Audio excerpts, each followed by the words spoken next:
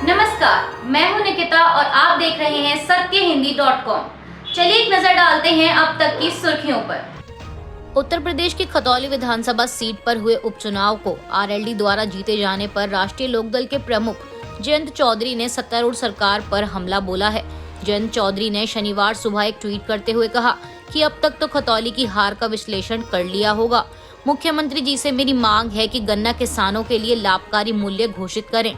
आपको बता दें, मुजफ्फरपुर की खतौली विधानसभा सीट पर हुए उपचुनाव में राष्ट्रीय लोकदल के प्रत्याशी मदन भैया ने भारतीय जनता पार्टी की उम्मीदवार राजकुमारी सैनी को 22,000 से भी ज्यादा वोटों से हराकर अपनी जीत दर्ज की है। हिमाचल प्रदेश में हुए विधानसभा चुनाव में कांग्रेस की सरकार बनने के बाद अब सुई इस बात पर अटकी है कि राज्य का नया मुख्यमंत्री कौन होगा। इसे लेकर कल शुक्रवार को विधायक दल की एक बैठक भी की गई, जिसमें पार्टी विधायकों ने मुख्यमंत्री चुनने का फैसला हाईकमान पर छोड़ दिया है। अब इस सारे मामले को लेकर पार्टी के पर्यवेक्षक भूपेश बघेल और भूपेंद्र सिंह हुड्डा आज पार्टी अध्यक्ष को अपनी रिपोर्ट सौंपेंगे, जिसके बाद दिल्ली में यह तय किया जाएगा कि हिमाचल प्रदेश का अगला मुख्यमंत्री कौन होगा। बता दें, फिलहाल मुख्यमंत्री पद की रेस में जो दो नाम सबसे आगे चल रहे हैं वो हैं सुखविंदर सुक्खू और प्रतिभा सिंह का। साथ ही मुकेश अग्निहोत्री भी सीएम पद की रेस में शामिल बताए जा रहे हैं। चक्रवात मैंडूज का खतरा टलने की जगह लगातार बढ़ता जा रहा है। बता दें, तूफान शुक्रवार देर रात महाबलीपुरम के पास तट को पार कर चुका है। आगे बढ़ते तूफान की आशंका को देखते हुए तमिलनाडु के कई इलाकों में रेड अलर्ट जारी किया गया है। इसके अलावा भीषण तूफान और भारी बारिश की आशंका को देखते हुए महाबलीपुरम को जोड़ने वाले हाईवे पर वाहनों की आवाजाही पर भी रोक लगा दी गई है। इसी बीच मौसम विभाग का अनुमान है कि यह तूफान अगले 2 से 3 घंटे में पूरी तरह से तमिलनाडु तट से टकरा जाएगा। साथ ही बता दें कि तमिलनाडु सरकार की तरफ से एनडीआरएफ और राज्य सुरक्षा बल की 12 टीमों को 10 जिलों में तैनात किया गया है। इनमें 16,000 पुलिसकर्मी और 1500 होम गार्ड्स शामिल हैं। जिला डिजास्टर मैनेजमेंट फोर्स की टीम के 12 सदस्यों को स्टैंड बाय पर रखा गया है।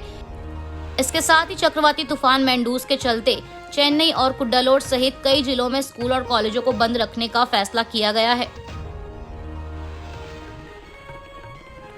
हाल ही में घोषित हुए उपचुनाव के नतीजों के बाद चुनावी रणनीतिकार प्रशांत किशोर ने बिहार के मुख्यमंत्री नीतीश कुमार और उप मुख्यमंत्री तेजस्वी यादव पर तीखा हमला बोला है। अपनी जनसुराज पदयात्रा के दौरान प्रशांत किशोर ने कहा, आरजेडी प्रमुख लालू यादव के बिना तेजस्वी यादव कुछ भी नहीं है। तेजस्वी और नीतीश कुमार मिलकर जनता के साथ धोखा कर रहे हैं। उन्होंने आगे कहा कि जब से ये सत्ता में आए हैं तब से अब तक 3 उपचुनाव हो चुके हैं, जिसमें से इन्हें 2 में हार का सामना करना पड़ा। एक चुनाव जीते क्योंकि वो बाहुबली की सीट थी। प्रशांत किशोर ने तंज कसते हुए कहा कि उपचुनाव तो इनसे जीता नहीं जाता, ये मुझे चुनाव लड़ना क्या सिखाएंगे। मध्य प्रदेश के बैतूल जिले के गांव मांडवी में 55 फीट गहरे बोरवेल में फंसे तन्वे को पूरे 86 घंटों की मशक्कत के बाद बाहर निकाल लिया गया है, लेकिन बैतूल जिला प्रशासन की ओर से बताया गया है कि बच्चे की मृत्यु हो गई है। बोरवेल से निकालने के बाद तन्मय को सीधा जिला अस्पताल ले जाया गया, लेकिन मासूम को बचाया नहीं जा सका।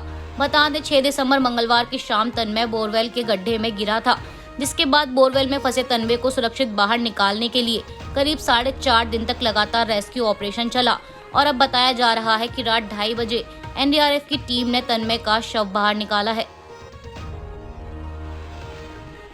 प्रधानमंत्री नरेंद्र मोदी ने भारत की G20 अध्यक्षता के पहलुओं पर चर्चा करने के लिए शुक्रवार को वीडियो कॉन्फ्रेंसिंग के जरिए एक मीटिंग की।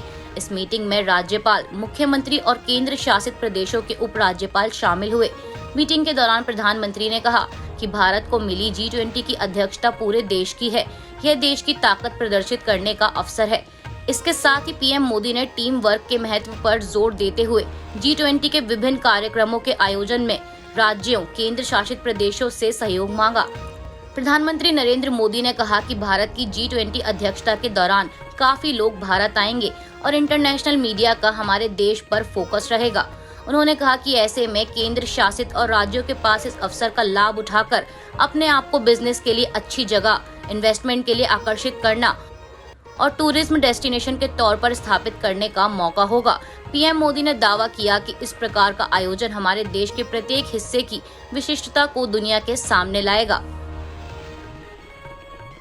एक चैनल के कार्यक्रम में यह पूछे जाने पर कि भारत रूस यूक्रेन युद्ध में किसका समर्थन कर रहा है, इस पर विदेश मंत्री एस जयशंकर ने शुक्रवार को कहा कि भारत सरकार ने भारतीय नागरिकों की भलाई को ध्यान में रखा है। कई सारे देश बातचीत और कूटनीति के माध्यम से इस संघर्ष को जल्द से जल्द समाप्त करने पर जोर दे रहे हैं, क्योंकि इसका प्रभाव खाद्य, ऊर्जा और उर्वरकों की कीमतों पर महसूस किया जा रहा है। जयशंकर ने आगे कहा कि मुझे लगता है कि खासकर विकासशील देशों के संदर्भ में आज भारत और प्रधानमंत्री नरेंद्र मोदी एक तरह से दुनिया की आवाज बन गए हैं, क्योंकि इसका प्रभाव विकासशील देशों द्वारा महसूस किया जा रहा है।